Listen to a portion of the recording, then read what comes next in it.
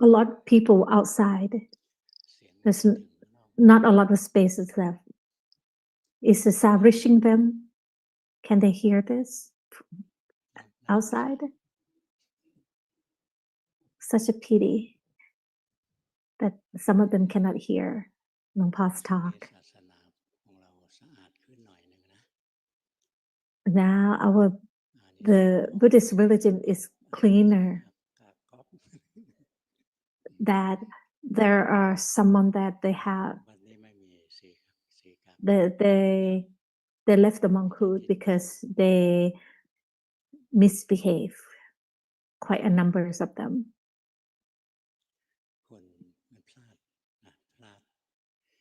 They make mistakes.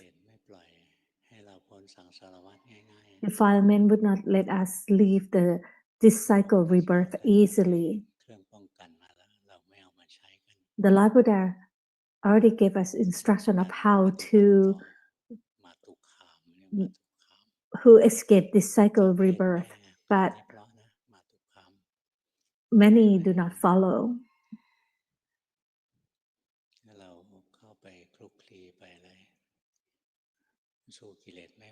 It is risky for monks to mingle with females. It's too risky. Now, only not limited to females. There are news about the monks having sex between themselves, or having sex with men, having sex with women. They are defeated by the defilement. This started from the ordination, because they didn't ordain because they had faith that they want to be free from suffering, that they want to attain enlightenment. If they had that, then I would be courageous that they will try their best to follow the teaching. Some will survive, some will not survive. That is the nature of it all. But these days, some ordain because of the tradition. That is not too bad. But those who ordain because they think that being monks is a job, and a job means that they have to seek out salary, money. That is dangerous. This is why the Lord Buddha laid down the rules to control the way the monk lives. Like the monks, that's why the monks are refrained from mingle with women or talking to women inappropriately.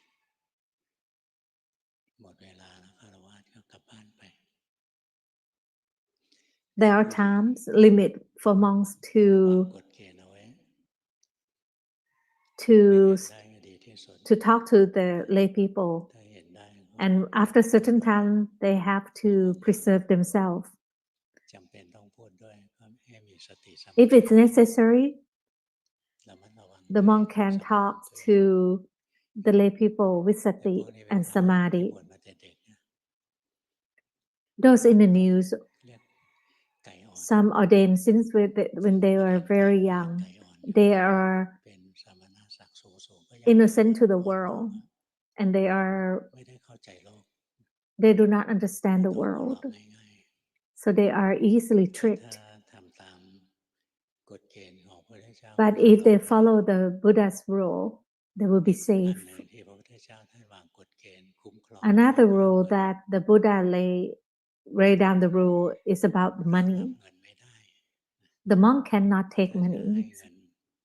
If you want to offer money to the monk, you should offer to the person who are giving the duty to be in charge of the money of the temple. Like this temple, the monk will not hold on to the money. Only the assigned person will look after the money of the temple. If the monk wanna get something, they have to tell that person in charge. But the person in charge in some temples they're not good people. Sometimes they cheated the money out of the temple. There's a rule that the monks can ask the money back, but there's a limit of times that the monks can ask for the money back. I think Luang Por thinks about 3 to 4 times. If there's more than 3 to 4 times, then the monk would break the precepts. See, there are many rules, many precepts that the Buddha laid down to prevent the monk for the monk, keep the monks from keeping the money. Since Luang Por ordained long time ago, now Luang Por does not recognize what the banknotes look like because he hasn't seen one for a long time. He does not pay attention to that. A few days ago, Luang Por gave a Dhamma talk at the Department of the Police, Thai Police, and they make an offering to Luang Por, money offering. But the person in charge didn't travel with Luang Por to the Department of Police. Luang Por accept the envelope, but Luang Por, after Luang Por returned, Luang Por gave all the money, all the offering to the person in charge. So actually the rules are there. They are strict about the money, about the woman. So the Lord Buddha already wrote down the rule for the monks to follow.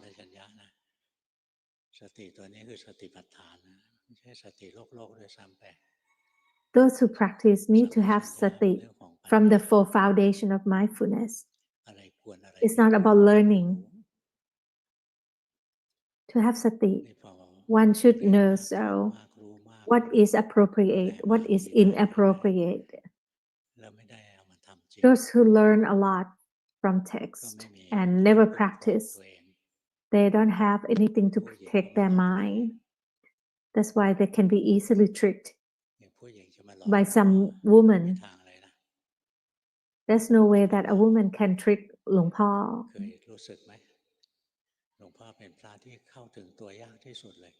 Have you ever feel that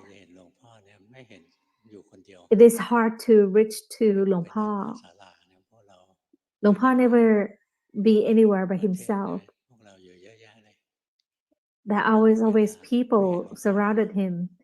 And after Luang Por give a Dhamma talk, you don't see Luang Por anymore. Luang Por would return to his hut. So if you keep the precepts, the rule, you will be safe. In the past, there were some people who tried to destroy Luang Por because and have reported Luang Por to many places, many divisions, to the police, report Luang Por to the police, and they all came to check on Luang Por. Luang Por was not afraid. Luang Por beat it lies with truth, and Luang Por beat it that. Luang Por didn't have any wound to be exposed, so his mind was courageous. Luang Por had precepts to protect him. He didn't feel scared or afraid. So the monks who do not apply this rule to themselves, they make a big mistake, especially those who ordain when they are young and too innocent to the world. Then they can be easily tricked. Like in the past, some aesthetic, they are inherit being aesthetic from the father. The father is ecstatic then the children become an ecstatic too. The father warned the child that be careful if you one day if you meet the animal with the horn at the chest, 2 horns at the chest, be aware of them. And then one day this young aesthetic, he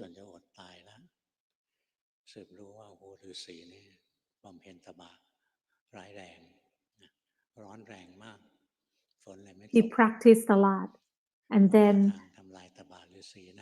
from this practice somehow it refrained the rain from falling down. The king found out about this, so he wanna break the aesthetic by sending his daughters to ecstatic. And one day that the ecstatic is used to the female hanging around with them, and then one day the female said that my chest hurt, please take a look at them. And then after the female show the ecstatic their breast,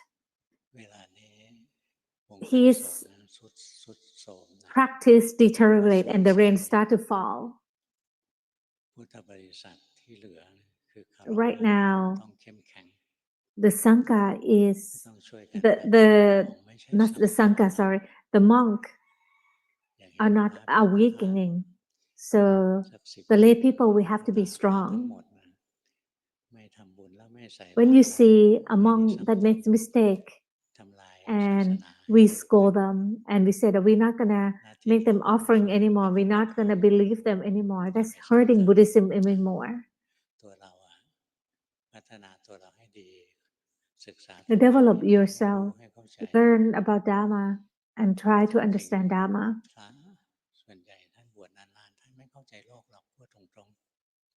Many of the monks, they ordain for a long time and they do not understand the world. We have to help them. Like this morning, Luangpu sat in front of the hall and Luangpu looked at the people who came to the temple. Many who came, you look peaceful. You have sati, you have samadhi because you practiced. You learn about your body and your mind. When you have sati, the defilement cannot break through out. So the more you practice, the more you are more pure. Everywhere Luangpu looked, it is peaceful. If you practice well, everywhere that you go will be peaceful. So we have to help keeping Buddhism. If there's nothing else that we can do, we should learn about Dhamma.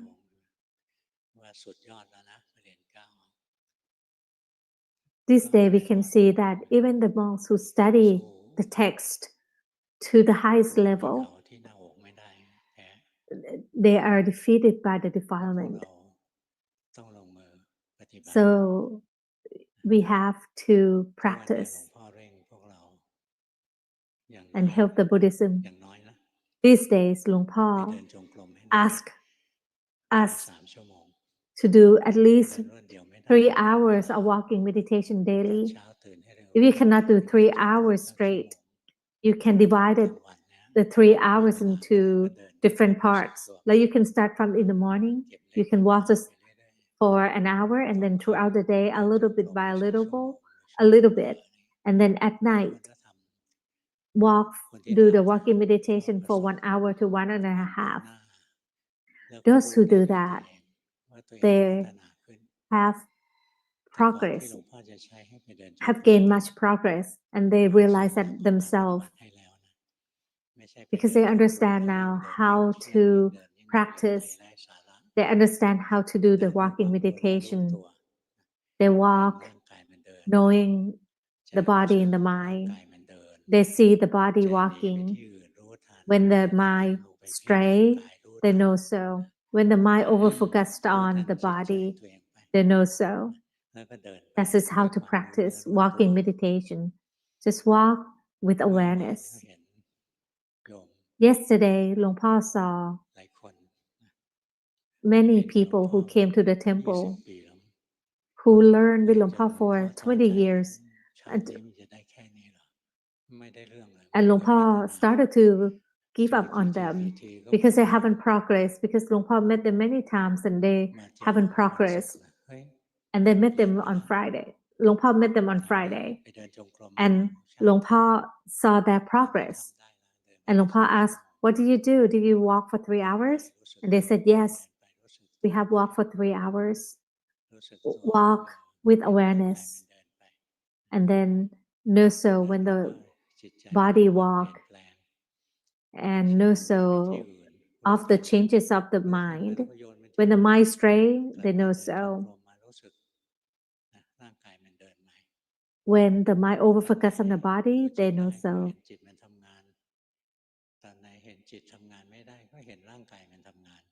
When they see the mind works, they observe that. They have practiced like this for a month, and the mind change. The mind progress, make a progress, and the mind that is a stable observer arise. Many people ask, what is the mind that is a stable observer? If you practice, you will know so.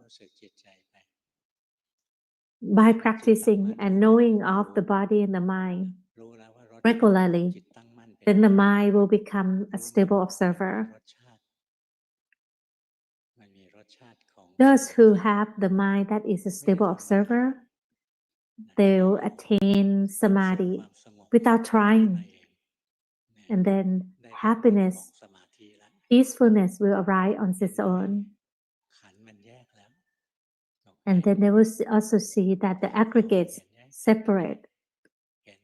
Luangpo asked those lay people, and they said, yes, they saw that. They saw that the mind, the body is one thing. The feeling is one thing. The perception and interpretation is one thing. The mental formation is one thing. How can they see them separated? It's because they have practiced. You cannot intentionally try to separate the aggregates. Some try that they thought that by separating their consciousness away from the body is separating aggregates.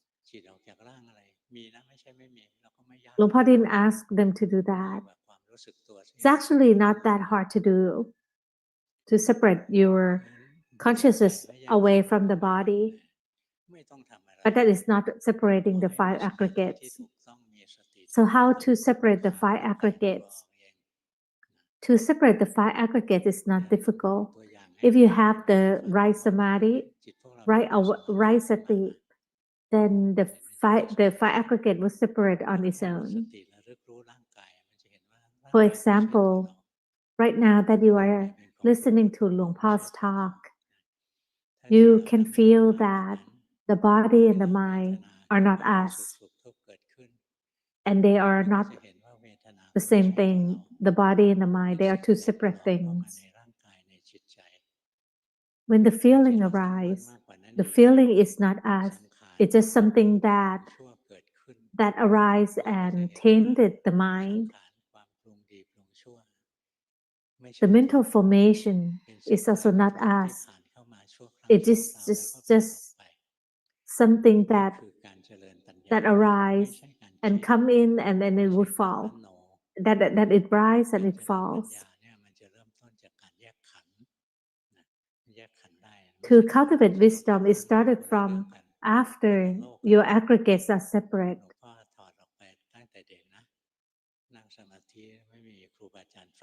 To separate your consciousness from the body, that is not cultivating wisdom. Luangpo was able to do that since he was little, since he was young. He traveled to many planes, and he couldn't tell if the thing that he saw was real or not. So if you do that and you see many things, don't believe in what you saw, because you cannot prove that what you see is real. The defilement may arise more if you practice like that. Sometimes you will not really travel to different planes, but it's just defilement leading you to see things that are not there. So you cannot tell what is real, what is not. But if you practice like the Lord Buddha teaches, that if you have the mind that is a stable observer, the mind is here, and you see that the body and the mind are two separate things. The feelings, the mental formations are not the mind. That is separating the aggregates. This is separating the physical form from the mental form. If you can see that they are separate things, then you can cultivate wisdom. When you cultivate wisdom, you will see that in each aggregate, they fall under the three characteristics. If you think, you're thinking that this body fall under the three characteristics, you cannot defeat the defilement. You may suppress the defilement temporarily, like the craving temporarily, but you're not really letting go of the defilement.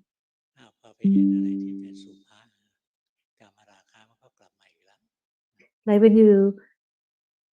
if you suppress it, what if you reach something that is indulging the pleasurable, you may indulge it again. So let's practice for at least 3 hours every day. This is setting a goal. Some cannot reach that. It's okay. Try. Set the goal to do it 3 hours every day. If you don't practice enough, your mind will not have enough strength. You will not have enough sati, samadhi. The mind is not a stable observer. Why the mind does not have enough strength and the mind is not a stable observer? Because you don't practice enough. Many prefer to just offer or practice just a little bit just to show that, oh, I already practiced. Some do it just to prevent themselves. It is called practice to prevent yourself before death. Like, for example, when you got on the plane and you're scared, you start to chant. But you do not chant before that. So to chant on the plane, that will not do. So if anyone who practice every day, everybody say, Lord Pa Anumotana with them. If you're lazy, Lord Pa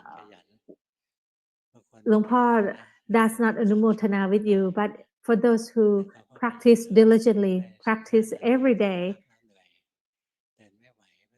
for 3 hours, Lord Pa Anumotana with them.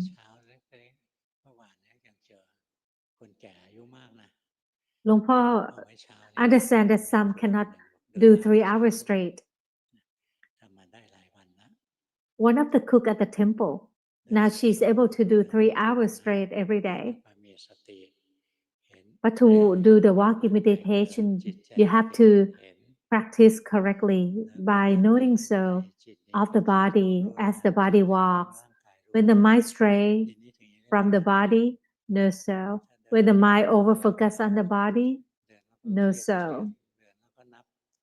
If you practiced with the mind that is agitated, that you wonder, oh, when is it going to be an hour? That will not do. or if you practice the walking meditation with the mind that is busy, that will not do either. Like for example, if you have your mobile phone nearby, and every time when you walk, you take a look at your mobile phone, that will not do either. So you have to be persevere. This is hard.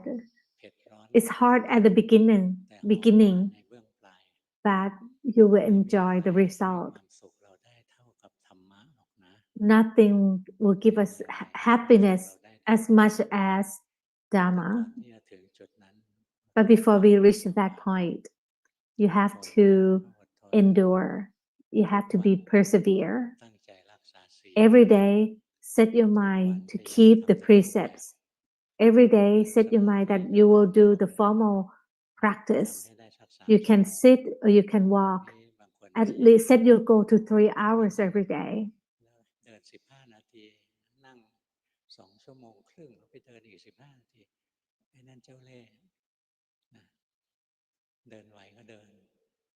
If you can walk, you should walk, because from walking meditation, samadhi is strong. Samadhi that arises from walking meditation is stronger than sitting meditation. But for Luang Por, for himself, Luang Por said that for him, sitting is more difficult to practice than walking. Because many, as I said, the mind would become dull or drowsy. Either that or they become over-focused. But it's actually not that important if you walk or you sit or even you laying down.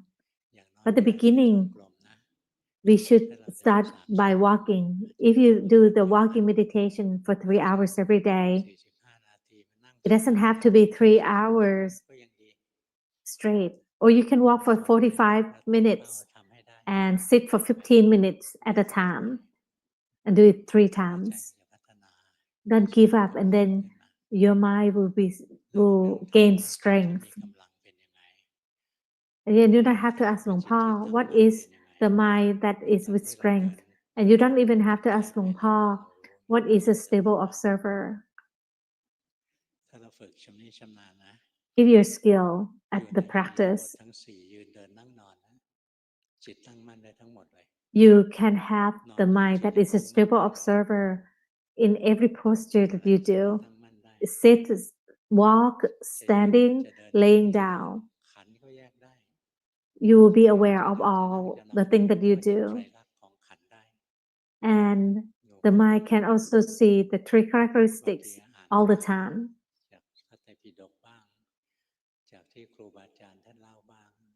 Luang Por heard from the master's teaching and also reading from the text that some are enlightened, attain enlightenment as they walk. Some attain their enlightenment as they are laying down. Some are enlightened when they listen to the Dhamma talk, to the sermon. Some attain enlightenment as they contemplate the Dhamma. Some enlighten as they are giving a sermon. So see, you can enlighten. One can enlighten anytime. Luang Por understand that to do the formal practice for a long time and to observe the body and the mind can feel boring. It's like you're reading the same page of the book over and over again. So you may think that I already know the body, I already know the mind, but actually that is not enough. To know so of the body, it is easy.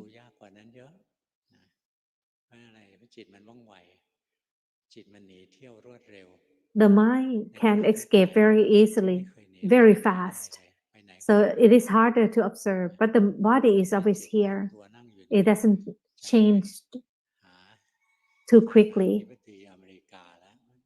Like right now, you may think of the president of the United States that they are raising Thailand's tariff, and you worry about that.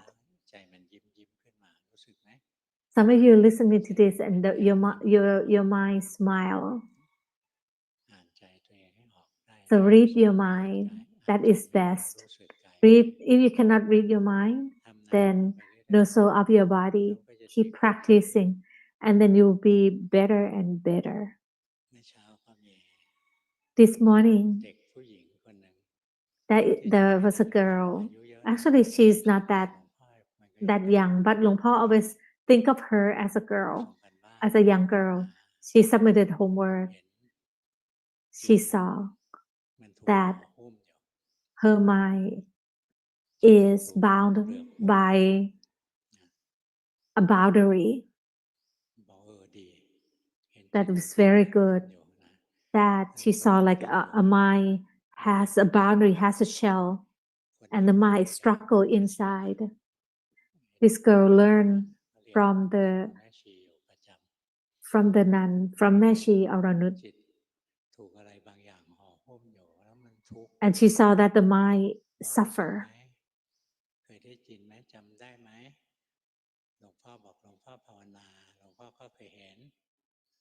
And Luang Por replied to her that that's what Luang Por saw before too. That Luang Por saw similar thing. It's like the mind is bound by inside the capsule, and it struggle a lot. And Luang Por did not understand what make of this capsule, but this capsule is very thick, very tough to break. So the mind try to break. It's like you are in a cage, in the prison that you try to escape, but you cannot escape. So the mind suffer. Luang Por asked the girl, "Do you see that the mind suffer?" And she says, "Yes, she saw that the mind suffer." And she also asked, "How can the mind be free from this suffering? How can it break through this shell?" Luang Por tells this girl to practice. The first time when this shell is broken, is break apart, it can be broken apart by the enlightenment. The first enlightenment, the mind would break through the shell, break through the capsule.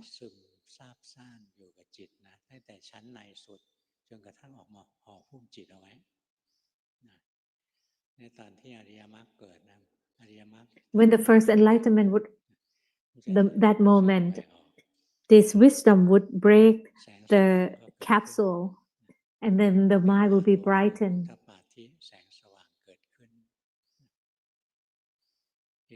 It's like the light shining at the mind. There is the insight. Will gain this understanding.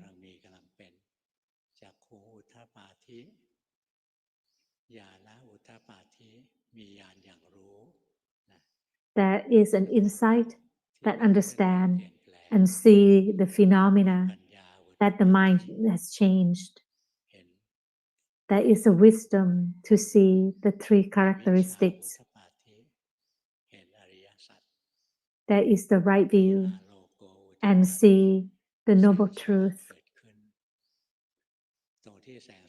And there will be the light of wisdom. This light of wisdom would spread out everywhere. The angelic being would see that light and they would anumotana. The lower angelic being will also praise this phenomena, and their sound will be loud until all the celestial beings hear this. when the Buddha enlightened, all the celestial beings acknowledged this. That moment was very impactful. Even the hell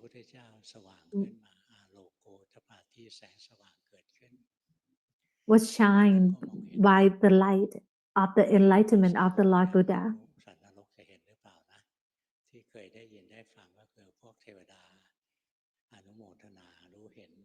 All the celestial beings, they are anumotana. When one enlightened, but don't worry if one is enlightened or not, it's their thing. It's not our thing. Our thing is to practice.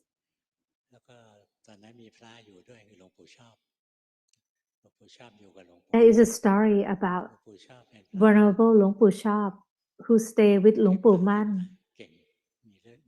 Venerable Luangpu Chop, he has this special ability to gain visions. And he attained great samadhi. And then one day he was sitting in the meditation and he heard a loud sound. And then his mind withdrew from the samadhi and he searched what happened, where the sound or explosion came from. He couldn't see the source. And then in the morning, he asked Venerable Luangpu Man. Luangpu Man said that last night, Luangpu Man became an Arahant, and all angelic beings, they praised Luangpu Man so loud that Luangpu Chop thought that it was the sound of a loud explosion. So if you practice, the shell, the capsule that is holding your mind captive would break.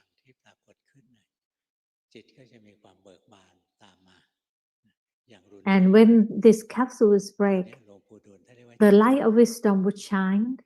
And after that, the mind will be peaceful and happy. Some call that the mind is smiling. Some would say that the mind smiles. The mind smiles to the defilement that the defilement cannot tame the mind anymore. After the mind smile, then the capsule will come back together and hold on to the mind again, hold the mind captive again. So that is the first enlightenment. Luang Por asked Luang Pu Dun before, how many times that you have to break this capsule for the mind to be completely free? Luang Pu Dun said 4 times. So when the mind finally breaks free from the capsule or from the shell that hold the mind captive, then the mind would spread out everywhere. There's no more place for the mind to stay. The mind is everywhere. It is peaceful. It is full of happiness. So if you keep practicing, you will experience Dhamma before you can attain Nibbana.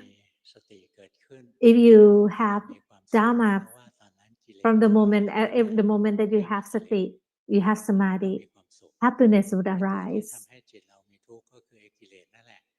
The defilement, when it taints our mind, the mind suffers. When the defilement cannot taint our mind, then the mind will be happy. But it's not permanent yet. But when you keep practicing, when you experience the correct samadhi or correct sati, happiness will arise. This type of happiness is very defined. And you can experience throughout your body, throughout all your hair cells, that you feel peaceful, you feel that it is cooling.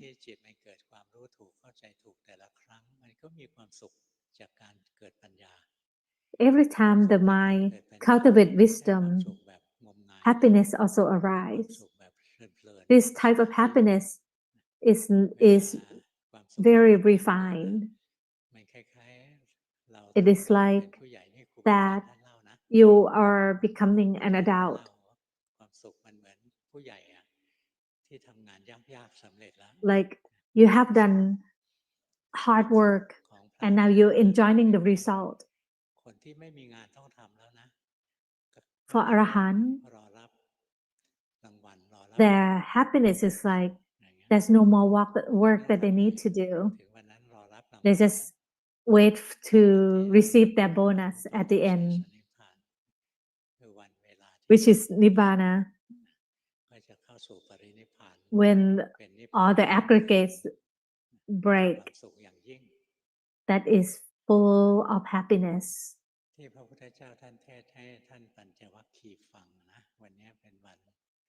Today is Āsāḷha Pūjā Day. It was the first time the Lord Buddha gave a sermon to the 5 ascetics.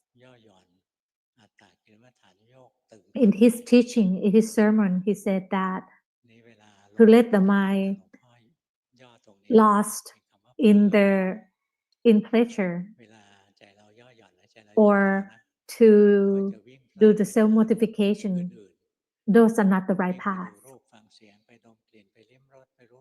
When you let the mind indulge pleasure, you let the mind wander to the eyes, the ears, nose, tongue, and to the thoughts. At that time, it is too loose of the practice. And when you strain yourself, you control your body and your mind. That is self-mortification. That is making your body and your mind suffer. When Luang Po first ordained, Luang Po taught this, not to let the mind get lost and not to overfocus. Some even laugh at Luang Po's teaching. What kind of teaching is this? Some said. Why not teach about the breathing in, say breathing out, say toe? What is this? Not letting the mind get lost and not overfocusing. They didn't understand Luang Po's teaching at first.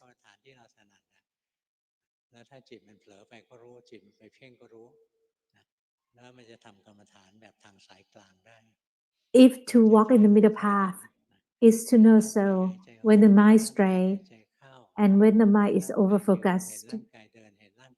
When you walk in the middle path, you will see the body as it is. You will see the body walk, the body sit. You will see the suffering that arises in the body and in the mind. You will see that all the feeling arise and fall. The wholesomeness and unwholesomeness, they also arise and fall.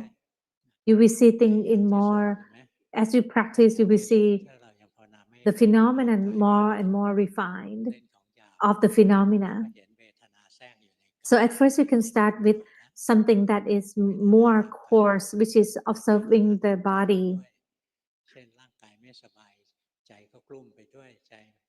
And as you observe the body, you may see the phenomena is more refined, which is the mind. So if you see that the how the body feels, you will see how the mind feels.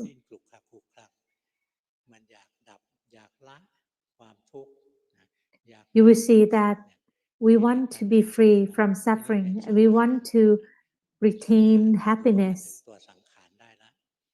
You will see the mental formation of the anger, of the greed. And then you will see that all this mental formation, they are not the mind. And then you will see the consciousness. That is the hardest thing to observe, this aggregate.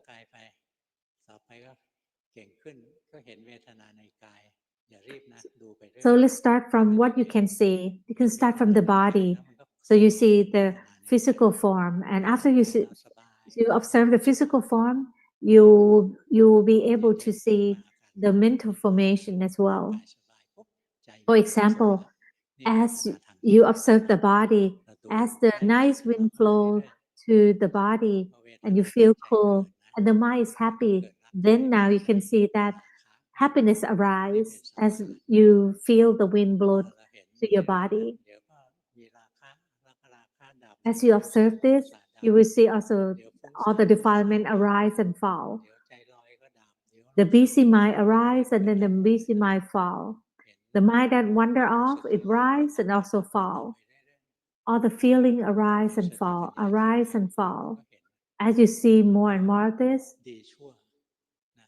your sati is strengthened, and you will see that the wholesomeness and unwholesomeness, they are not the mind. They arise and fall. The mind is just the mind. It is free from wholesomeness and unwholesomeness. And then you will also see that even the mind arise and fall. The noble mind arise and fall. The noble mind arise and fall. And then the mind that is wander off, arise and fall. The mind wander to hear, arise and fall. And then the noble mind arise and fall. So you will see that the mind rise and fall throughout different aggregates, different sensation contact, the eyes, ears, nose, tongue, the body and the mind. So not just only the feelings that arise and fall, the mind also arise and falls. And then the more and more you observe this, all the 5 aggregates, they fall under the 3 characteristics that they are impermanent. They are not us. They are non-self, not us. So they are suffering. If you can see this, one can attain Dhamma and become a Sodabana or the stream enterer.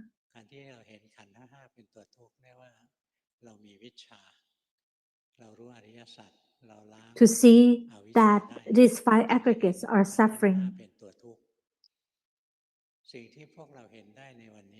Right now, what you see now, that it's not that the 5 aggregates are suffering, but you feel that these 5 aggregates sometimes happy, sometimes suffer.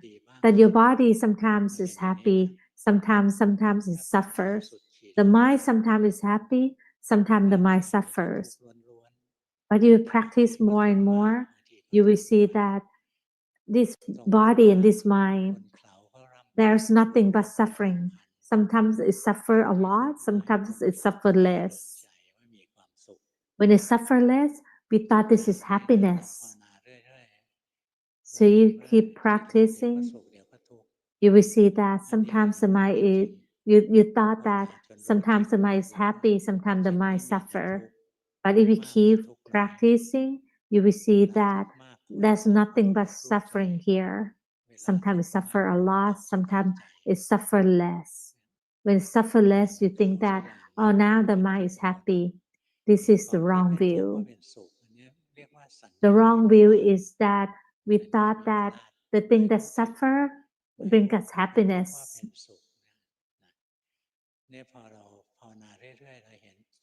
If you keep practicing, you will also see that all the mind arise and falls. And if you keep practicing, your mind will be more refined. If you see the phenomena, more and more phenomena. And you will also see that the mind cannot stay still. It tends to get lost through the eyes, ears, nose, tongue. It is suffering, it is exhausted, that it is running around all the time. And you will see that there's nothing substantial about this mind because the mind is full of suffering. And after you truly see this, you can let go of the mind. those who practice for the mind to stay with the object of meditation for a long time and think that this is happiness, they can be stuck here for a long time. So you cannot rely on that.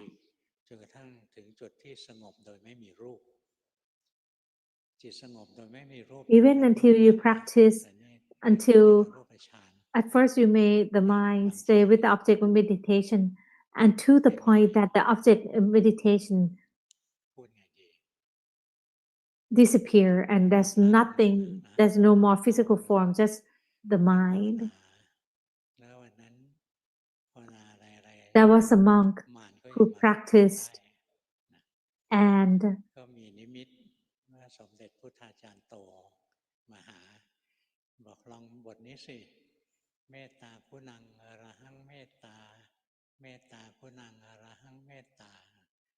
he practiced and the Mara still bothered him and they had a vision of Venerable Somdetto.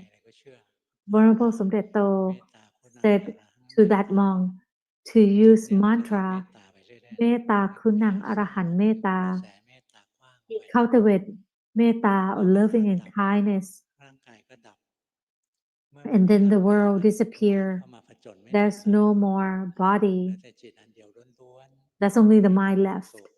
So the Mara cannot play trick on them because there's no more body for the Mara to see. There was so much happiness at that staying in that state.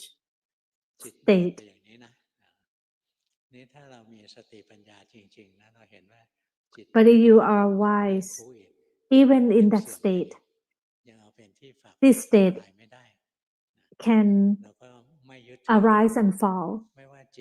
And in that state, even it feels that it's full of happiness, it's very refined. It is also impermanent. It is also still suffering.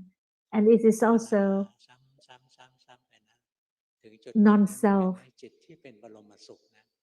Even this type of mind that it feels that it is full of happiness, it is still contained, it is still suffering. It's so much suffering that it feels like you are being crushed by the mountain. If you practice until you attain equanimity with this type of state, then one can attain Dhamma.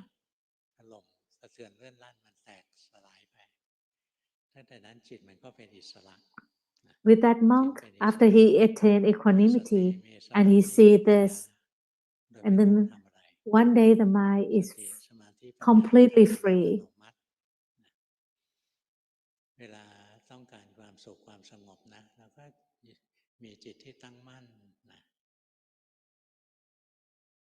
When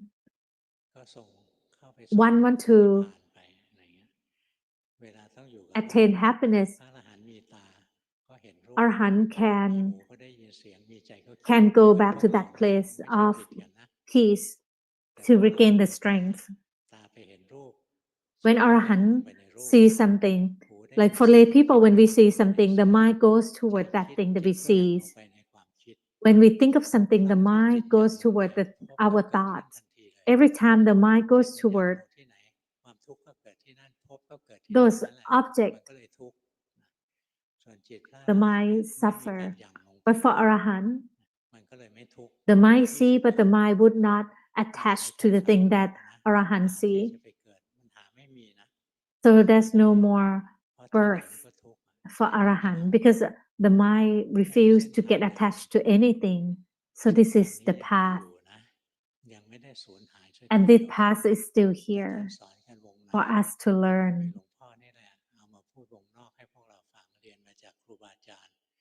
Luangpo is teaching all of us this path. It's like Luangpo is providing everyone's a map. Now that you have a map, you have to start walking. It's like if you have the Dhamma teaching, if you never practice, it's like you never start walking. So you will never reach the destination. If you do stray away from the route, if you don't understand the path, you may stray away from the of you may be away from the destination. So understand the path, know the path, and then start walking. Start by having sati all the time, being aware all the time. When you take a shower, when you go to the toilet, have sati. Someday that your mind is weak and you don't have any strength, don't worry about it. That happens. That is the nature of the mind. Because the Buddha said that the mind is impermanent. So even the mind that is good, the mind that is powerful, it is also impermanent. Most people would hold on to the mind that with sati, with samadhi, and they don't want to lose that.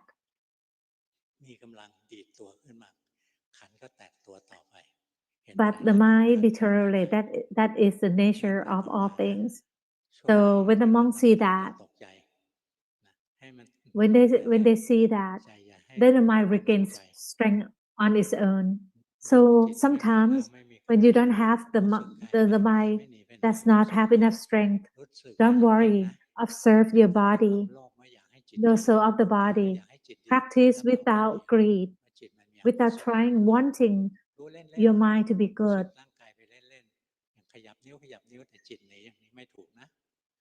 So no soul of the body.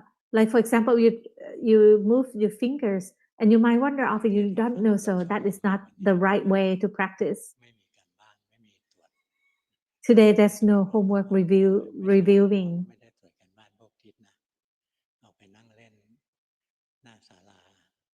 So Luang Po is reserving his strength for the weekend homework revision. Luang Po see people who came to the temple.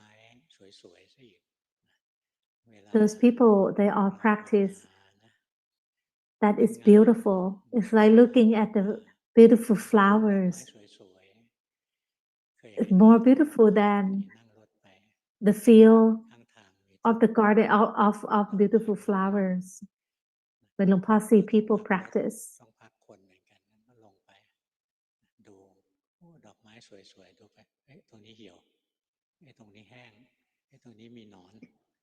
When Luang Po passed by the beautiful flower gardens, and then when he take a look, and some flower is not beautiful, but when Luang Po see people practice,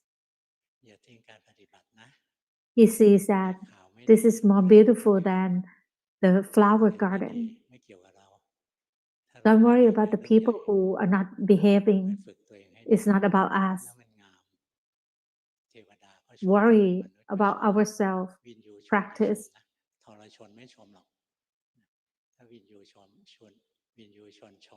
The good people will praise you. Not the bad people might not praise you, but that's not, you don't have to care about that.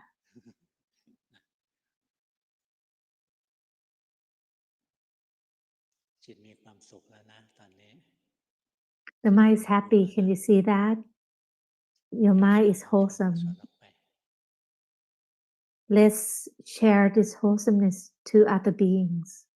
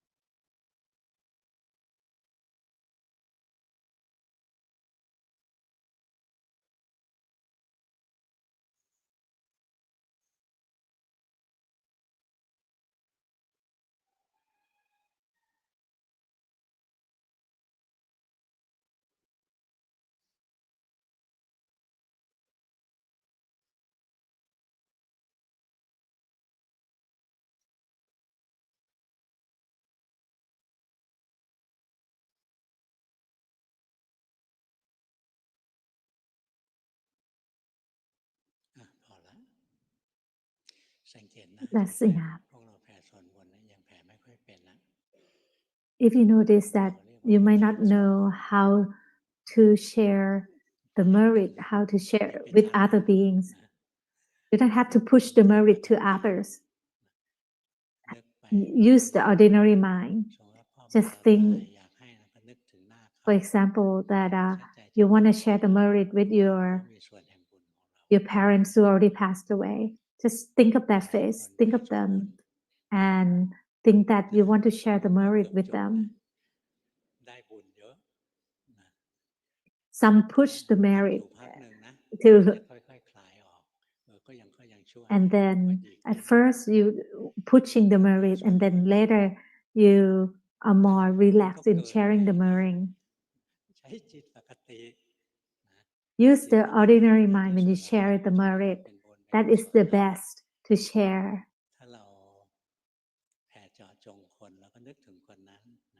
If you want to share to a specific person or being, you can think that, please let this person share the merit I am doing. If that person still leave, you should tell that person that you are sharing the merit. Some of the ghosts, hungry ghosts, they are in a higher realm, that they live comfortably than us. Then another type of sharing the merit is that you are sending the merit everywhere.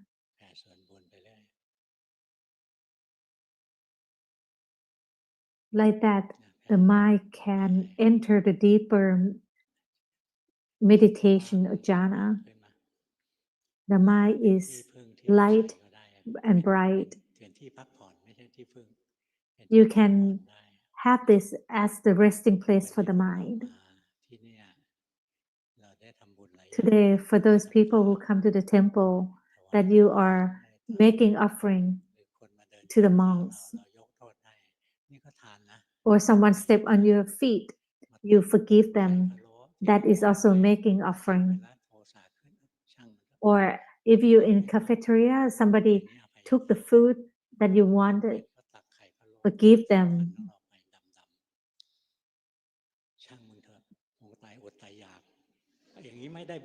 But you scold them, there's no merit in that someone took the food that you wanted. Your mind is with merit when you share. And you also keeping the precepts. When you uphold the precept, then you can practice. And you are practicing and listening to the Dhamma. So we are making a lot of merit today. Develop ourselves more and more. That is all the Dhamma talk for today. If anyone want to stay here to the evening, then you may stay. But Luang Por will not guarantee if it will rain later in this evening.